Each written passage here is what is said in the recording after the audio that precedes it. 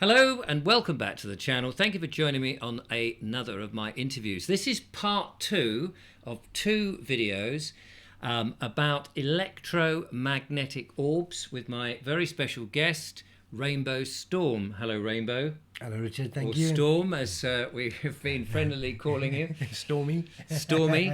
So in part 1, if you didn't see it, we were, or rather you were, and I was learning as best I could, understanding what the electromagnetic orb is, and you'd gone through the chakra points, and you had pointed out that there normally is talked about 7, but actually there's one that has been occulted, hidden, or has never been mentioned, the 8th one. And we worked out, you revealed that it's actually here. So if you haven't seen the previous part, it would be very helpful if you go and see that. Because there's a lot in it, do stick with it if you can. And now this is part 2. And if you've watched part 1, you'll know that the lovely Julia, who is just over here, I haven't got the camera on her today, she was running around with the camera. We figured out a better way so that the imagery is a bit more stationary. Cohesive. So that's that. Anyway, Stormy, welcome back to the show. Thank you. Lovely to have you with us. Thank you, Richard. So we ended up at the end of this. How did we finish? We ended up revealing there was one missing. You'd gone through all the different versions of it, and you spoke about you were beginning to get onto the double helix spiral. Absolutely, which is the essence of orbs. And also our DNA, of course, is in the double helix. So what we were saying earlier generally is that, I was showing the basic systems that seem to have one unit missing, as you pointed out. So in the colors and the chakras and the frequencies, there seems to be this one unit missing. So everything seems to be delivered in the code of 7, where it needs to be a full octave of 8. So that's in part 1, check that out. And where we came to was the dimensions and the polyhedrons and the necessity to explain those. So let's make it very simple, a very complex geometrical understanding into basic simplicity. And we'll talk about it like this. If we look at this picture and we just remind ourselves that we are the body inside, appearing physical, being more aquatic, full of water and atomic, and the outside that we're looking at here is the electromagnetic structure of your electromagnetic orb, your aura. Inside of this structure, inside of this sphere, we find these shapes. Now these specific 5 shapes that we find inside the sphere are called the polyhedrons. This is your tetrahedron, hexahedron, octahedron, icosahedron, dodecahedron. To understand the validity of this, we got to think of this as memory. So where we see within the sphere, so think about each sphere as an electromagnetic orb, such as this one. And over here you can see we've simply reduced a little bit of memory on the outside. But by reducing a little bit of memory or shape from the sphere, we get a dodecahedron. If we remove a little more memory or a little more shape, we get an icosahedron. You can see it's triangulated as opposed to pentagonal. If we remove a little more memory, we get the octahedron, a little more the hexahedron, and finally we are at the moment in this state, and I will show you this in a minute, in the tetrahedron, and we have lost all this memory. So when you see these drawings, not just as geometrically losing form, turgidity of the sphere, getting smaller and smaller and smaller, when you think of them as memory, you and as yourself, you are losing memory as you descend down the ladder, the dimensional ladder. And at the moment, we are at the bottom of the ladder in what is called the tetrahedron. Now, all these shapes will be found within what's called Metatron's cube. Now you can see them very easily. Let's just refer to the tetrahedron. That would be that triangle and that triangle interlocked are identical to this triangle. And two of them interlocked look like, don't want to give the game away, this. So you're looking at that shape, those two interlocked triangles called a tetrahedron, right there in Metatron's cube. Now I'm not going to go through them all, but you will find the hexahedron, the cube, and the other shapes all within Metatron's cube, all within the sphere, which I pointed out a minute ago. All the spheres refer to emos. Right, okay. So that's the polyhedrons within Metatron's cube. What does that mean, though? I mean, this is one of the things that I would Right. imagine that an audience will watch this and go, okay, I get that, but what does it mean? Right. Presumably, you may well be coming up to that. Absolutely. And I'm not trying to jump ahead. Absolutely. It's a good question, though. What does it mean? Yeah. And that's the main important thing is when we apply this information, does it work? So we're going to Yes. get to that. Right. Absolutely. So keeping in mind, all these shapes are within the sphere, within emo. That's just another same form of Metatron's cube. Keeping in mind that you're a water figure, your body is inside of your electromagnetic body. What we need to understand is that emo is your electromagnetic body, your physical body is made of water, and you have an atomic body. So if you see it in an atomic form, it looks like this. Even if your mind can only expand to filling these orbs with water and thinking of yourself as full of water, as a cellular being, even if you think of yourself as this, just orbs of water or atoms circling around, it's slightly more physical than electromagnetism. So it's simpler for people to understand or to think of something more physical because we live in a physical world. Right.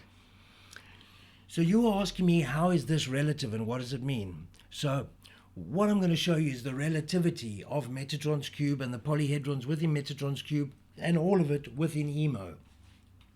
And to understand that, we need to understand dimensions. Dimensions are not something woohoo, they're very simple. A dimension is a line and an angle, or an angle. So you have lines and angles. A line is a dimension. So this has 3 dimensions. It's a triangle. It has 3 dimensions. So keeping that in mind and looking at this drawing, it's very simple. The dimension can be a dot or a line, which is an extended dot. So that's your first dimension. Right. Understood. There's nothing more necessary to understand about the first dimension. Yeah. The second dimension is identically mirrored. It's just 2 lines or 2 dots. And there's a few things you can do. You can form a cross and a V, but not much, parallel lines. And here's where the magic begins. When you add the third dimension, keeping in mind I said that a dimension is a line 1, a dimension is a line 2, and a dimension is a line 3. You've added the third dimension, you get the triangle. In 3D, it's a prism. Yes. And it refracts white light into rainbows. Because you've added depth as well as up and down. Yes, you've added depth of space. Yes. Exactly. In layman's terms. Exactly. And just to say at this point, that is one of the sentences in my book, the depth of space, that you add in the poetic book. But we're not reading the book at the moment. Right. So just to get back to that, so one of these prisms is your tetrahedron, the shape we referred to earlier. Sorry, your polyhedrons, just there. The tetrahedron. So that prism is exactly what we're talking about there. 2 of them interlocked is exactly what we're talking about there. Now, let's pause for a moment, because we are in this tetrahedron, this polyhedronic shape called a tetrahedron. So forget about all the language. We're in this prism, or prison. The word is very close. And we've forgotten all of this information. And it's the reason why we're being manipulated by what we're calling the deep state, or the masters. Because we don't remember enough to be smart enough to outsmart them. But this is because we have descended down the ladder, which I'm going to show you, the dimensional ladder, in a second. What we need to do is ascend up the polyhedronic ladder. So let me show you the ladder we're talking about. Some refer to it as Jacob's ladder.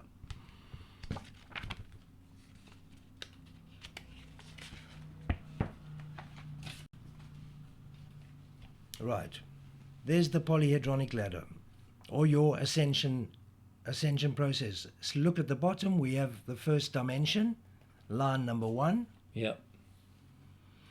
We're going to follow the arrows up and around. So we're going to go to the left. You got your line number 2, 2 parallel lines. Next step, you add the third dimension. You got your tetrahedron, and you go up into the fourth dimension, your hexahedron. The fifth dimension, your octahedron. The sixth dimension is the icosahedron. The seventh dimension, the dodecahedron. And the eighth dimension... Can you just bring that down? And that's... The eighth dimension, the complete octave, completes... That's the number 8, and the complete octave completes brings you back to your full memory, and the memory of who you are and why you're here. So you asked earlier, what's the importance of the information? What's the importance of knowing these polyhedrons? Well, if you know you're in this shape at the bottom, if you know you're in this tetrahedron, if you're locked into this prism, and you know that it's a memory issue, and you know that to get out of this prism you need to regain your memory, you want to go up through the ascension ladder, regaining your memory until you have full memory recall, total recall, and are in full power with your full aura working, your full emo in function. Then, of course, the other side is descending back down, which is how we got you in the first place. Right. We used to be here. Oh, okay. We used to be. This is our natural state, completely and utterly whole. That's just our soul state. How did we get then down to right down to the tetrahedron? Is for another video. How did we get down from an octagonal perfection to the tetrahedronic state? Yes. But in one word? Were we manipulated down, pushed down? Absolutely. In one word, we were manipulated, genetically manipulated, down, down, down. Right, okay. Emotionally manipulated, genetically manipulated, electromagnetically manipulated, mentally manipulated, astrally manipulated. Any field you can find, psychically manipulated. We were manipulated across the board to forget. Basically, Alzheimer's, amnesia. Yes. With all due respects to everybody. Yes. So this is where we are now at this bottom in this prison, which is interesting how the words are similar, as you said.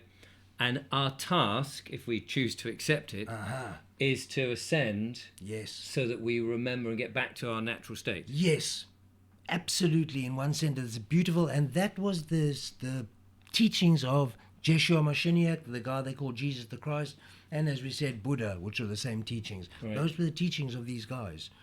They were teaching that. So I will just show you that exactly in the form with you in it. So if that's your tetrahedron and you want to ascend, so let's look at it positively. Let's ascend. So you would go to your hexahedron. Let me just move this out here so I can show you as I go through it. Okay. Point to it. Give me it. This will help for the understanding. So as we go through it, we're talking about this shape. Right. Yeah, sorry, I'll have to stick it under the camera so we can see. There we go. There we go. Thank you. So our tetrahedron, there's our tetrahedron, the double tetrahedron, everything is as above, so below mirrored. So we got this double helix, which is called your polyhedron, a polyhedronic shape, your tetrahedron. That's that one. The next one is, that's that one. Yeah. The next one is your hexahedron. There it is. You can see how it's cubed off. The next one is the octahedron. There it is, and notice yourself inside it, the beautiful you. The next one is the icosahedron. Notice the shapes and the triangles. And the next one we step up to is your dodecahedron. And you're nearly home. You're coming back to the sphere. That's how you ascend up the dimensional ladder, and boom, you're back home to the sphere. Now, this is the emo we've been talking about all the way along. This is the state we want to achieve. Yes. We want to ascend up the ladder, up Yes. the dimensional ladder, and return to ourselves. The only way we can do that, and thank you for being patient and all the listening and learning folks. The reason for it is to understand this far. The only way we can go up the dimensional ladder, the only way we can come back to ourselves, is to learn how to climb that ladder again, how Yes. to regain the memory. So there's a process for that. And why do we need to first replace the one unit in all these areas, particularly the chakra area, particularly the electromagnetic orb area, so that we can understand it, firstly, theoretically, and then put it into practice? Yes. So if without that we couldn't do it. Right. Without the without the eighth. Yeah, absolutely. Thing. Without the wisdom, Without the firstly, wisdom, yes. we wouldn't know we had to do anything. Well, yes, no, quite. Like we've been sitting in the 7 chakra system, sort of passively accepting that that's correct, and I'm showing you that we've unfortunately been duped again, even in spirituality. Right. And it's nobody's fault. No. It's been out there for a long time. So let me show you how. Yes, because please, you've yeah. been referring to the chakra system Yes. and that sort of picture that Absolutely. that's We showed everywhere. we see it. I mean, it's a classic image. You see it everywhere of the guy sitting in a lotus position with the chakras in various positions, which you've got there. That's it, exactly. So we've been looking at this picture for many years, and we can put it in bright lights if you want. So there we go, we've got it in bright lights. Spotlight on. So we've been accepting for a long time that this 7 chakra system is the dimensional ladder that we need to sort of connect up and raise our kundalini energy up, literally like running water up a pipe and out the tap, out the fountain. But the problem with us is quite clear, and we've proved it.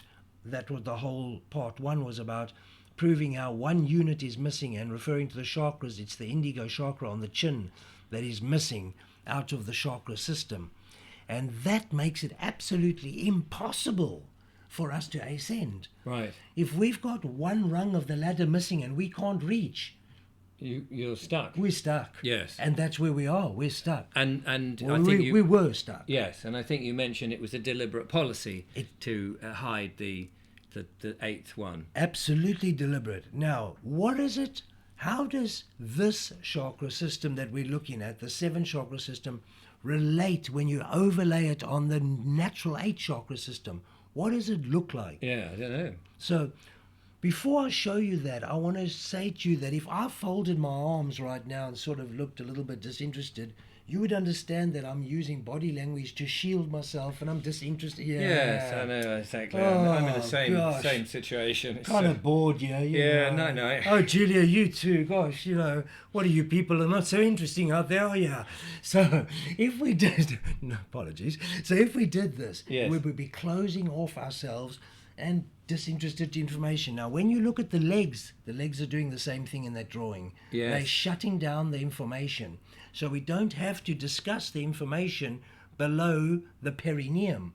So we don't have to talk about the other half of our electromagnetic system that is creating our atomic system, our hydro system from H2O, water, that looks physical and appears like bones and muscles.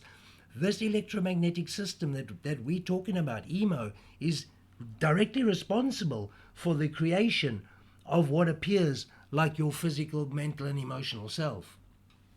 And if we just look at these bands of energy, these frequency bands, like a radio, and you turn a radio and the frequency changes and as the band moves along. Yeah. Well, that's just as how simple it is. You change your frequency by using your mind to move your band or frequency, and your body, once you get the understanding, which is the practical understanding in the book.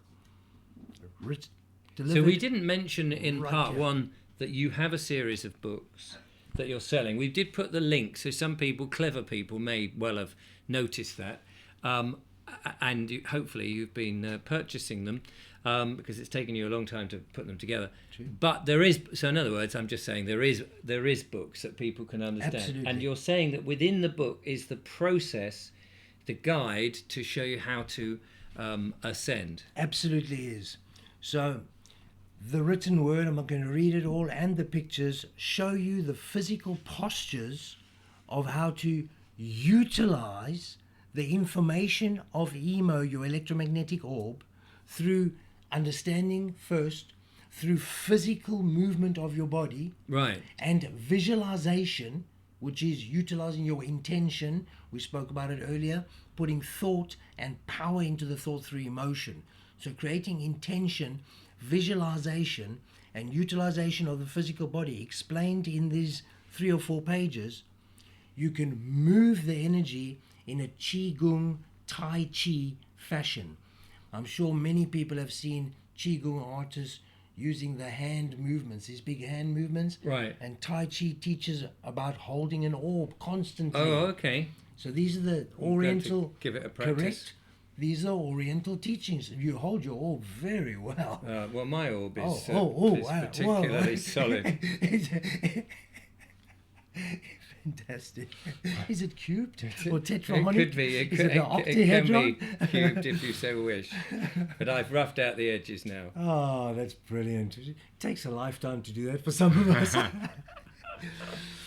So just to get back into it, the nuts and bolts of actually utilizing this guide of this series of books to learn the practical application of simple Qigong movements. So simple Qigong movements, Tai Chi movements, the circular movements of energy, very basic movement, 1 or 2 movements that are repeated. Simply turning energy around and moving it through the body. Turning energy around and moving through the body.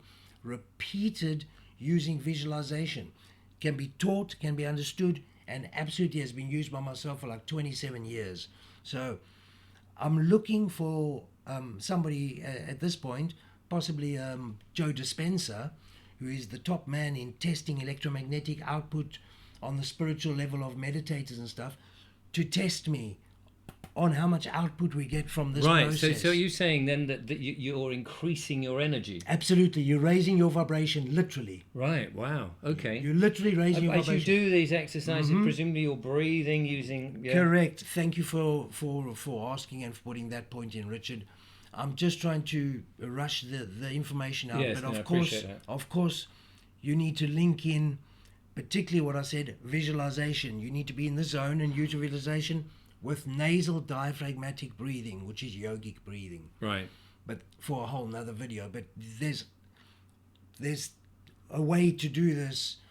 You could call it a ceremony, you could go out and make it your ritual each morning, if you want to use that word, So I guess, I don't know if on your YouTube channel, which you also have, do you have or could you put a video of you going through the things? Practical demonstrations yes, I've had them in the past, and yes, I can do one on this with a full explanation. Absolutely. Yeah, because I think people that would help as well once they've got the books and they've got the reference to go back to. Absolutely. So remember I mentioned that I'm going to show you what it looks like when we try to apply the 7 chakra system with the crossed legs. Yes. And no knowledge below, to what I've been offering you, the electromagnetic orb.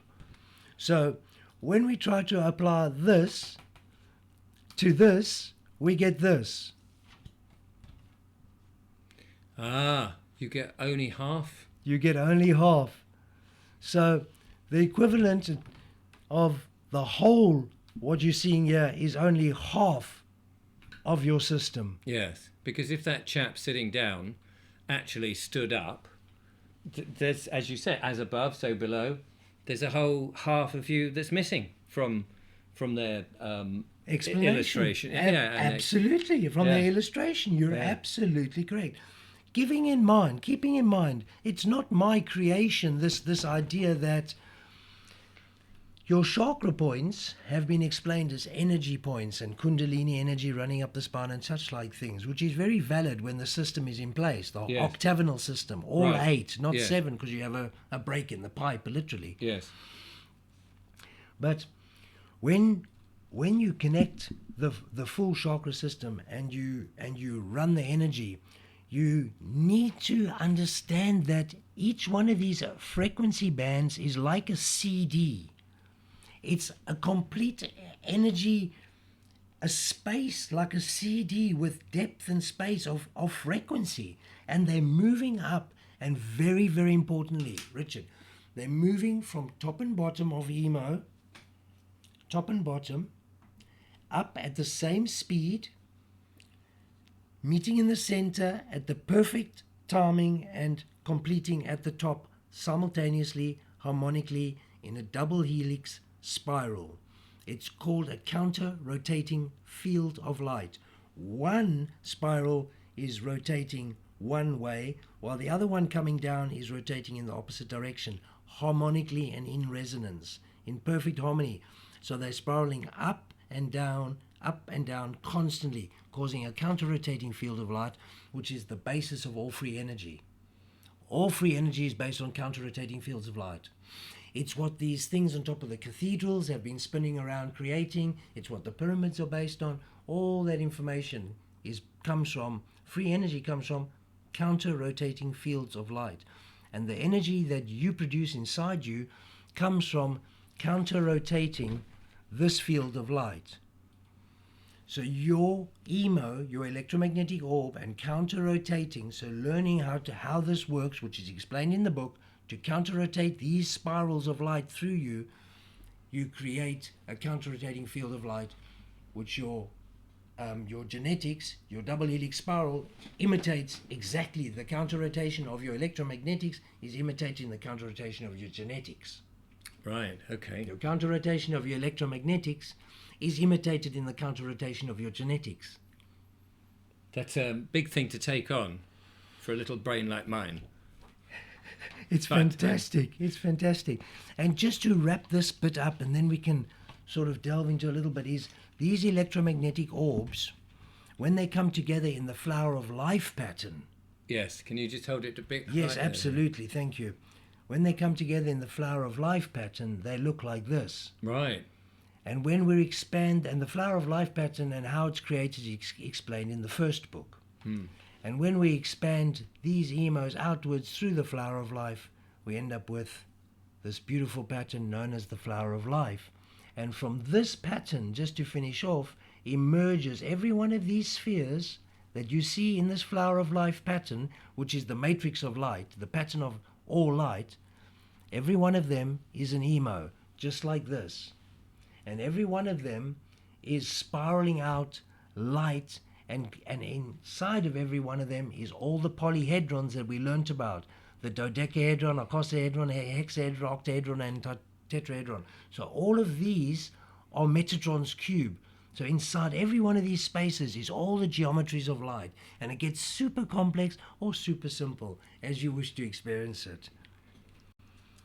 And so that's basically the polyhedrons. Yes. And the shapes and forms of dimensions and light and how they work within emo, and how you can practically use it is what we mentioned, to actually go out and physically begin to read the book and use it as a study guide. Right. Out in the field, read it, sit down, read, learn, put it down, practice, and go for it, and ask questions. You're welcome. You can contact me anyway and ask those questions, We're here to teach and help and share. Wow. So yeah, that's on that side. And we can give you the last thing on how to utilize your first eye in a very simple explanation, which is... Oh yes, because in the first video, let me just come back to that. In the first video, you did say, but we didn't do. Exactly. You were calling it the first eye, and most people refer to it as the third eye. That's correct. And you said, we'll get to that. And of course, this is part 2, so we're getting into it. So anybody who complained on the first video that we didn't get to it, we're getting to it now. That's it. We're getting All to it. right. We always get to it. Yeah. It's just in a roundabout sort of way. So final thing, just to wrap up, enjoy this one. Your first eye is known as your first eye because the reason why the first eye is very simple. If you recall all the information you've learned about the electromagnetic orb and the white light at the top, you'll know that the highest vibration is at the top, the highest wisdom is white light, and it comes in and works down, down, down. That spiral works with the upcoming spiral, the double helix spirals. As this white light spirals down from the crown chakra, the first chakra it ignites is The first eye. the first eye, the pineal gland, the center of the head, the eye that is looking up, absorbing information, and once it's filtered and collected what information it wants, it tilts forward, projects out the second and third eye, the creation of your own reality, and you step into it and you enjoy it. Now, how exactly can we relate that to something we know? Well, How can we relate that to something we know, Stormy? exactly. This Just is the the question I on the top always of my ask. list. Yeah. This is what I always ask, Richard.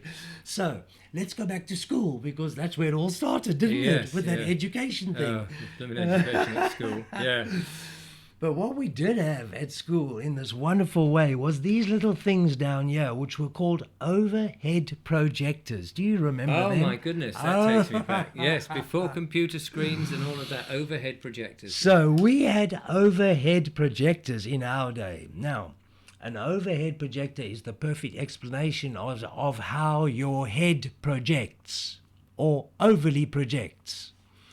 Simply what happens is, in comes the white light, just like the overhead projector used to project white light downward onto a screen that used to project onto the wall, a white Yes. sort of squarish corner cut off thing, and your teacher would come along and put the information in or the picture, and suddenly it would appear on the wall Yes. because it was being projected. So, if you see your crown chakra as the overhead projector light projecting down to the pineal gland, the light and the information, and your pineal gland filtering and sorting the information, and once it's got the information on the screen, projecting it out your bifocal lenses, your two eyes, in the creation of your reality. One eye in my In creation. some of us we have one, but Yes. one's good enough. Well, it is. Thank you very much. So if we move that picture and we switch it over and we put it into the actual chakras, we're looking at the information coming down to the crown chakra, coming down from the crown chakra into the eye, the pineal gland, which is a vertical eye which tilts at 90 degrees and projects reality. Receives and projects. Receives and projects. That's its job. That's what it does. It projects your reality. So that sounds, if I may be so bold to interpret what you're saying, is that what is this? This is what the Crown. higher self, the source, or the energy. Yes, I would say it's your physical portal to receiving the energy from your Right. yeah from above. Let's So just that, say so above. it's yeah. So in other words, the reality that you see out here and touch and feel is not really there because it's being generated here and projected out. So it's there for you because It's there you're for me. because you're the projector Yes, and the creator. and the creator. But is it the same for you? It's my perception and creation of the reality. So how I perceive the whole conscious reality. Yes. So slightly different, I guess, but pretty much the same because we seem to, as consciousness, agree on most things. That's how we get along as society. Yes. Otherwise, it just wouldn't work. Absolutely. Yes. So, does that mean? This is all changing all the time. Does that mean that you can consciously alter the reality? All day long you're doing that. So all the time, and you can't stop it actually, your pineal gland and your system, your what's called your intuitive system, is downloading and projecting the reality constantly. Right. Some reality, the reality you're living, whatever it is. Yes. When you become conscious of that fact and you realize, oh wow, I can download and output. I can, and therefore I can also program that downloading and outputting. In other words, I can choose from my downloads, like I do on YouTube. I choose what I want to watch. Right. I can choose and then go and watch it or live it, step out and live it in my reality, called creating my own reality. So people who say, I've got nothing, I'm poor, my everything bad happens to me, they're actually programming that and making it happen. Absolutely, Richard, you've got it in one. Which it kind of explains that if you have luck and you go, oh, I'm lucky, and your luck seems to continue, or if you've got money and you're born, say, with a silver spoon, you kind of already know you've got money, right? So you constantly have money. Right. If you've been born and you're poor and your parents say, well, you're poor, we don't have it, and you believe that, that is your reality, because you don't realize I could just change it. That's correct. So what happened? Because now here's a question, because some people have got similar ideas to that, but not necessarily as you've done it. They may have said, there were all those books that said think and be rich and things like that, which went on the same principle, that you can change your reality by thinking about it. And people do that and nothing changes. Mm-hmm. And I know that from my experience as a younger man, reading books that said, if you concentrate on the things you want, they will happen. And I concentrated on those things, and woe betide, it didn't happen. I tried to get into television and have a successful career. I had a little bit of career in television, which took a lot of hard work, and then it all flopped. So why is it sometimes it works and sometimes it doesn't? It's all down to you. That's the general answer. It's down to you. You're creating your own reality. If it doesn't work, you're responsible. If it works, you're responsible. And it's a very good question, because a lot of people use religion to get that same answer. Yes. They have a God, but it's the same answer. But if they just made themselves I don't want to use the word the God, or but if they just made themselves the creator, which they are the creator of their own reality, by the understanding of this information, then they would go ahead and create their reality. Once they understood they're creating their reality, it would be insensible to create a negative reality, so they create a positive reality. And as you just described, a positive reality creates a further positive reality. Right. And this is proven in that if you hit your nail with a hammer, you stub your toe or something, and you're in that pain and frustratedness of what you did, and that's going to continue. The next thing's going to happen. Maybe you're going to bump your car. Unless you stop, pause, get out of that frequency, that vibration, that creation of your reality, calm it down, take a few deep breaths, change it up, and move forward in a positive reality. You need to take charge of creating your own reality constantly, 24/7. Right. It's the quintessential essence that you can pay for is attention. Pay attention, and pay for nothing else if you can. Just pay attention to yourself and your process in life. Pay attention to your awareness and where your awareness is going. Because where your awareness goes, your energy follows. Right, okay. So is that only when you're in that higher, when you've ascended up to that top bit? You said we were down in the triangle. Right. Are you able to still use this? Absolutely. Yes. In the tetrahedral state, locked in our prism, Yes. we are absolutely able to use consciousness, because I use intuition and I use intention. I understand my reality. I use awareness. And the last 30 years, I've been growing through the process I'm talking about, hence feel I can talk about it. Yes. Is that why we just had earlier the debt collectors at the door? Your van's just been repossessed, and no, I'm joking. I'm joking. Was that all the troubles we've been going through? So on that note, and we were just talking about it earlier, to utilize two words, the words may and will. So when we're talking about positive things that we want to manifest, we talk about I will get this, I will do that, I will. When we talk about negative people and the fears, but we need to communicate to somebody about them, like the deep state and their agendas, we use the word may. Right. In other words, they may do what they think, but they may not. Is it doubtful? It's doubtful, and we present doubt to their agendas, but we present confidence to our agendas. Yes. So our own personal individual life, we support and we dismiss.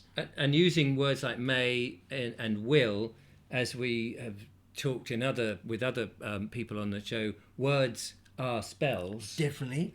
And if you use the wrong words, you're effectively you're casting the spell of the word that you use. And if you use I will be poor or I am poor, haven't got any money, you're putting yourself deliberately into that state. Absolutely, especially if you start with that phrase which you just said. I am is the most powerful statement you can make. I am, whatever comes after, is what you're stating you are. Yes. It's your essence. It's a deep and powerful statement. So clearly you should never use a negative, unless of course that's the situation you want to be in, which I can't imagine. No, so you'd want to be sadist, in masochistic choices, no. So, I am full of love, I am rich. These are positive affirmations, aren't yes, they? Yes. Very well known to use positive affirmation. So if you, let's say, because a lot of people will be in a situation perhaps where they are in debt. Yes. And they're saying, oh, golly, I'm in debt. Well, that's not helping, for one thing. Not at all. And I've got the bailiffs coming tomorrow, which again is creating a certainty. So in that situation, you're suggesting that, well, they may come, or they will not. I forbid them to come. They will not take my money. Can you do a will not? Why not? Why not? Of course you can. You can step up your reality and play your reality any way you like. It's your choice. Even if you choose a negative one, as you referred to, it's your choice. Yes. That's the freedom of choice. But I suppose better would be is I am free of debt. Right. Because that's instead of a double negative, I will not have that happen. It just say I am free. Exactly. I'm free of debt. A brilliant double negative is no fear. No fear. Yes. I mean, wow. You know. Rather, I'm free. More love instead of no fear, as you pointed out. So the point we're making here is that the first thing that happened when you went to school, what happened is you got taught to spell. You got not knowing. I mean, the bit they don't teach you is the fact that those spells can create your reality. Absolutely, and they do create your reality. And Richard, here's the point: the only reason we don't realize, I mean, people create their reality 24/7. The only reason they don't put it together all the time, sometimes they do, is that the creation of your reality, unless you're totally up on it, in charge on it, and running that situation perfectly, it's going to take a lengthy time period. So you don't create your reality by, for instance, saying, I want an orange and it appears in your hand, unless you're a master at creating your own reality. But you do create your reality just like the master by saying, I want an orange in my hand. Now there's going to be a period of time, it could be days or weeks before that orange manifests in your hand. But by the time that manifestation occurs and you have an orange in your hand, you forgot that you manifested that. Right. And that's why nobody connects up that they're manifesting and creating the reality. Well, not nobody. Those mostly, though, those who don't, and those who do, well done. Yes. Full respect to coming to that enlightenment state. The time between the original thought and then the manifestation is only a perception that we have. The original intention, because the thought must be empowered with emotion. Right. Different to thought, because otherwise you're back to just concentrating and failing. Using thought to concentrate. And that leads me on to some of those things like The Biggest Secret. Yes. And what's the other one? How to get rich. The Biggest Secret. Basically, the point is, The Biggest Secret says to call it to you. It has a lovely word. I can't remember what the word is. Their phrase right now. But The Biggest Secret teaches you that you need to call things to you. That's not exactly accurate. They don't come from outside. Right. Because you're creating it. That's Because right. you're connecting and projecting. Yeah, so it first happens here in you, and then it manifests out there. Right. That's the thing. As above, so below. As inside, as in micro, macro. As inside, so That's outside. Exactly. Right. Gosh, yeah. It's very powerful stuff. It's well. You've just made a lot of people very rich. Well, this is magic. We're talking about magic. Now, you can choose white or black. You can choose how you use a hammer to hurt somebody or hit the nail in it and succeed in the treehouse. It's up to you. But this is literal magic. The creation of your reality is the greatest magic you could ever know. And it's what they, whoever they are in your mind, don't want you to know and be able to do. They want you to abide by their program, their reality they are creating for you from outside in. They are inputting a reality on you. Which is a negative enslavement reality. Correct. And they seem to be winding that. But we can, without the fear, Right. with belief that what you're doing is absolutely solid, And knowing that. and knowing, it's not Yeah, just it's belief, then it's and knowing, Yeah, that's it. then you scrub out their reality. They can't make it happen because you're the one creating it. Right, you just stumbled on it. Yeah. How can anything enter your reality that you don't create in your reality? Right. Therefore, your reality, as long as you take charge and create your reality, don't create anything you don't want in it. So in a way, what you've just said to me is, don't talk about the chemtrails, the injections, the negative stuff, because you're creating it. Don't create them in a way that you bring them into the reality, yours or anybody else's. Right. So if you're going to talk about these negative things, is that we don't want them in the reality. We don't want to have to talk about them, if you know what I mean. Yes. Many words we use, we don't even want to have to use words, some of these words, but we need to communicate. Yes. Because we need to, I mean, clearly, we don't want people to suffer. Not at all. And so therefore we have to educate or teach or show or demonstrate and live it ourselves. Absolutely. So that other people go, oh, okay, now I see it's real because you're doing it. Show me, show them. Once they've got it, which weakens the other side who want to enslave us. Absolutely. Absolutely. If you take back your power Yes. and you empower yourself, you're not empowering them and they don't have power over you. Yes. You're in power, you're the creator, Yes. you're in charge. Remember this. That's always how it is and always how it will be. When you got conceived in the womb, you took power and began to create the cell division. Going right back to the beginning, those first two cells that divided, making that versica Pisces, and the cell division began 2 to 4, 4 to 8. You did that. Each one of us are responsible. The baby, the soul makes the baby body. When the baby's ready to come out, unless something goes wrong, but the natural process is the baby excretes chemicals and the baby comes out and the baby steps into this life and says, right, I'm here, full power, let's go. Yes. And the baby has no fear. The baby goes forward and lives. And that's the attitude we need to understand, that we have been creating our reality and our body, and we create our reality and our body cellularly by cell division all the time, every second. Yes. Yeah. We're in full power and fully in charge. We just need to become aware that we are. It's like somebody never told us, hey, you've got the console. That's your guy on the player. You can, it's your turn. Go on, get going, do something. Yes. Move it. Buckman, go and get a power pill and eat the ghosts. So if you go through the ascension process, then does that make that more powerful and easier? You mean practice what? Practice Well, emo? yes, or- the emo. I mean, the bit that we've just spent the first half of the video producing, in which you're getting higher and higher up. Right.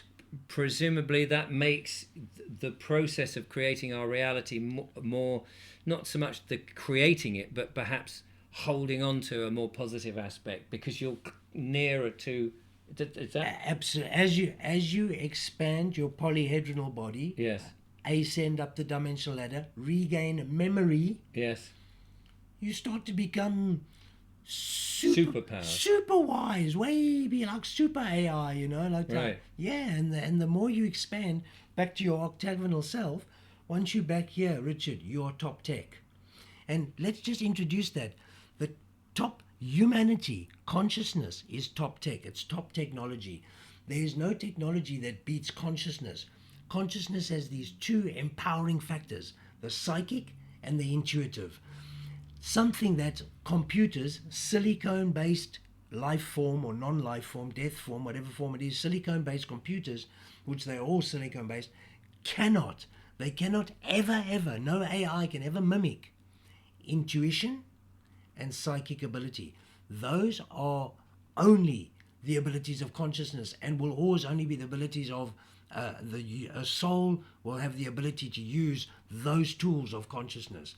And that makes us top tech, because intuition and psychic ability means we can telepathically communicate and don't need communicative machines like telephones. Oh, well, I'd be so pleased to get a shot of that all listening, all hearing, recording, nasty piece of technology. Surveillance. To replace and surveillance and replace it with the old noggin. And there is the purpose of that one surveillance, Richard. The other one is if they give you a device that you can stop using your psychic telepathy on, Yes. you're going to lose it and become weak. Yes. And you'll find that across the board. Many devices and tools are offered to make you weak Yes. in all these fields. Yes, no, I can see that, and it makes us lazy as well as weak, and it's That's supposedly convenient, and because it's convenient, you use it, and then they can use it for nefarious things, and you're giving them your Power away. Exactly, you're giving your power away again. Wow. And this whole talk has been about self-empowerment. Yes. About how to take your physical body, go outside into the sun, and practice moving the chi, the energy, through your electromagnetic orb with your physical body and raising your vibration. That's the essence of what we're doing here. Self-empowerment on a energetic level, for starters, with the usage of emo and the body. Now, the books you mentioned, we should show those. Have you got them here, or are they in the other? Just there. Just there. I'll go and get them. It would be lovely to show them off so people can. Great. Cheers. People can check them out. Where are they available from? They're on Amazon at the moment. Okay. We can put the links down below to how you can get them on Amazon. So if you can place them on here, and then I'll put the camera on as we just look at each one in turn very briefly. So that there's the first one, the origin of the orb. Okay. So that's origin of orb, simple explanation. It says it on the back. I'll read it to you. An extremely simple explanation of the origin and creation of our energy matrix, which is the flower of life. So that book literally, are we on the camera? Yeah. That book literally, I think we can zoom out a bit. Maybe. I can't zoom out. Can It's go down. fixed, There we yeah. go. Just shows you how the flower of life, there we go, perfect. How the flower of life forms in a very poetic, childlike manner, so we can all understand the matrix of energy. That's what that one's about. Fantastic. And the second one is all the shapes inside orb. So the first one teaches you the matrix, the flower of life, and the second one, all the shapes inside orb, shows you all the shapes inside Some of which we've covered in flower of life. Some of which we have covered, exactly. Yeah, absolutely. And the third book is the rainbow spiral of orb, and that goes through your chakras. That's a very, very specific. I mean, look at the artwork. Oh wow, look at that. Some of the artwork is just amazing. Oh, that's fantastic. Lindsay Calvert is so brilliant with that. And the final book is the guide, and that's your practical application. So you can take this book, the guide, and you can learn deeply about your chakras, ascension, how to use emo practically with your physical body. And yeah, that's a wrap. Fantastic. Well, there we are, ladies and gentlemen. They're the books. You have a YouTube channel as well. I'll put a link to that in the description. Fabulous. And so there we are. You have the power. You remember, it's coming into your overhead projector. And don't forget to plug the overhead projector in. Make sure your battery's charged up, of course. Free energy. Free energy. And no plugs, no cables. Keep the light bulb on. And it projects out your reality. Rainbow Storm, thank you so much for coming in. and recording this, and I hope it's been a jolly experience. Richard, Julia, thank you very much. It's been fantastic. It's an absolute joy. It's fun. We've absolutely enjoyed having you Can't here. wait to be back. Yeah, well, you must come back again. So there we go. That's it, ladies and gentlemen. Do put your comments in below. That would be fantastic. Check out the books and check out the link to Rainbow Storm's YouTube channel. But from the lovely Julia, who's going to come round and say hello because she's not really been in this video, here she is, working away behind the scenes. Thank you. And from Rainbow Storm and myself, thank you so much for watching. I'll be back again with more monologues and other wonderful guests, but from here in jolly old Worthing, where we do all this nonsense, goodbye. Thank you and goodbye.